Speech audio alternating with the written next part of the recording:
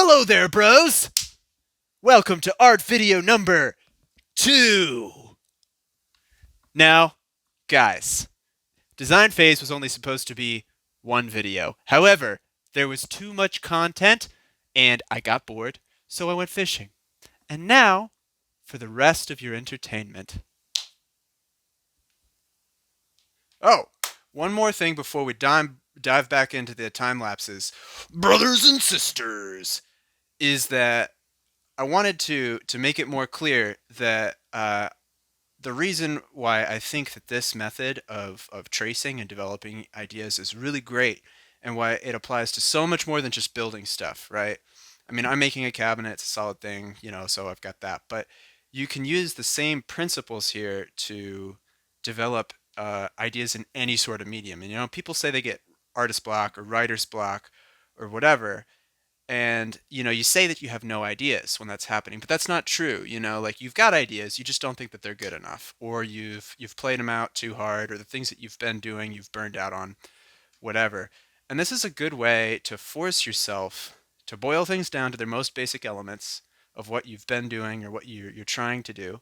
Your rough, in my case it's rough shapes, and then to start developing it just one basic little piece at a time, and to strip away all the really complex stuff and just get to what you're trying to say at your most basic level. Like, what types of words am I going to use, or what types of paints or what am I going to use, what's the subject, and then you start building on layers and layers and layers in lots and lots of iterations.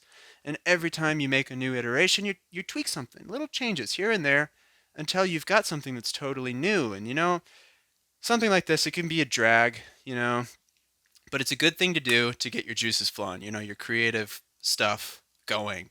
And instead of just getting attached to your first idea and just going with it and going with it and going with it until you find out that you actually don't like it in the end, or you're a little disappointed by how it turns out, this is a better way to just infuse some creativity, infuse a little more thought into the projects that you're going to embark on, because they take time. Everything takes time. Anyway, let's get on with it. So now we reached a point where we got to decide which of these general forms we're going to use. Now, this is not the final product by any means, but I'm just bringing down the shapes and the patterns from the top to the base, right? To the bottom half of the torso. And basically, you can see I had like an idea, of something like what it was going to look like, because I wanted to bring down this half square, right, shape that's all over the place up here. And I brought it down in the shape of the base, and then I had this idea, instead of using, like normal legs or anything like that, I want it to be kind of a trunk, make it really, really sturdy. So in this one, I was thinking twos, because, the two doors, everything's mimicked, all the patterns are wrapped around, so there's a lot of that kind of duplicity, I guess. But I didn't really like this. It looks kind of robotic, it looks kind of chunky. And then I did this for one, and I made it big because I want it to be strong, right? Because I'm going to make this base out of plywood. But again, I don't like this little tightness. I want these two planes to connect. I don't want this little interfering face. So then I moved it over here, and I kind of combined the first two ideas, but just with one trunk instead of with two. And I liked that. That looks good. I could really work with that. But then I was thinking, what about that? And I think that's really great, actually. And I think it mimics a lot of the forms up here, but it's also unique enough to stand out. But it's not stand out too much so that it steals attention away from the top, where the part that you're going to actually be interacting with. So for me, I think it's between this one and this one. And in the next step, what I'm going to do is I'm going to draw both of these a couple times, and I'm going to draw different styles of patterning on them and see how they look.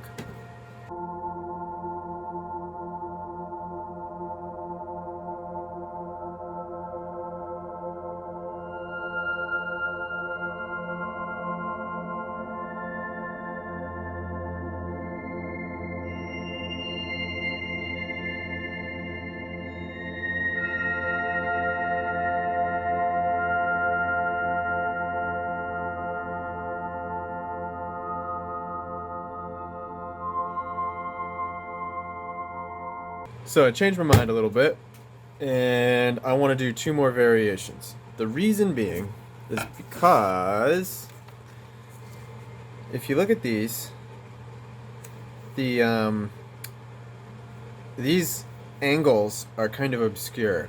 Like I would figure them out as I was going just to get like, like a good look on it. But there's no angles other than 45s and 90s in this box.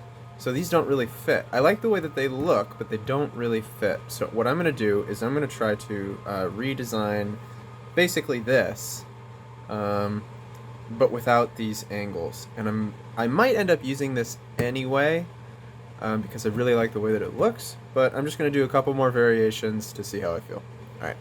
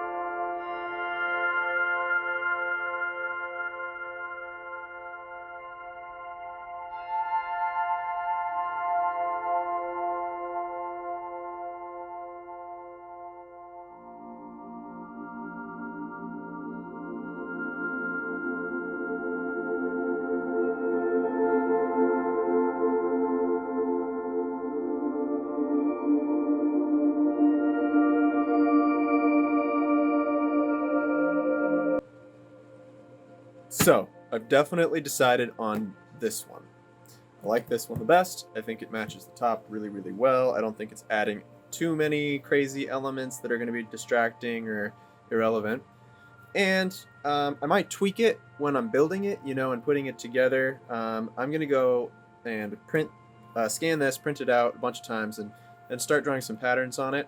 But generally, even if I don't like the split down the middle, I can squish them together, and it'll all turn into this, which would be fine. So this is the one.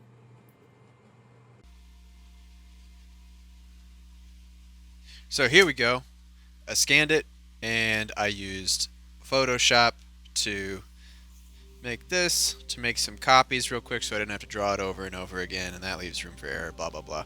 You can use Windows Paint or whatever you've got to do the same thing, but just, make some duplicates, and then I'm going to cut them out the same way that I did the originals, and then I'm going to fit them onto here, and I'm going to draw out the patterns just to see a general idea of what looks good.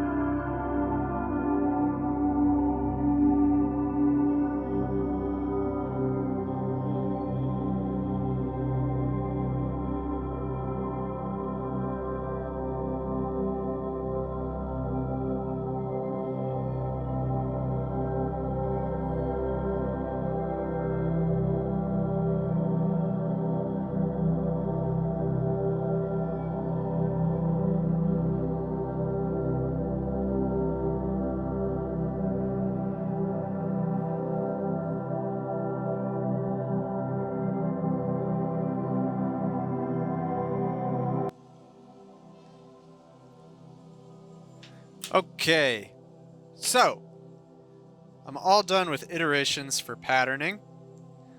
And remember, guys, that this is not final stuff. This is just to get your juices flowing. You're thinking about carrying the patterns from the top down to below, you know, creating an extension of the body. And as I'm making all of this stuff, right? So here are all the options, and you could see them as I was drawing on there, but like it's just I'm gonna play with it, and then as I'm building it, it's gonna evolve, and I'm gonna decide all the final things there. But I've got my ideas here. So, uh, uh, design. That was the design phase, bros. You know what it's all about? I hope you remember. It's about letting your materials influence you. It's about peace and love. And forget, doesn't matter. Just kidding. It's about consistency, iterations, small changes, and just letting your ideas develop after you have built a set of rules for yourself. In my case, I cut the oak into lots of little thin strips, and I wasn't using any curves, and I wasn't using any angles besides 45 degrees and 90 degrees. That was it for this. And then I had those C shapes, so I wanted to use the C shapes, no curves, no crazy angles, just using the materials in that oak, and then using the rustic pine, and then alternating them in consistent ways, in just enough changes to make it interesting.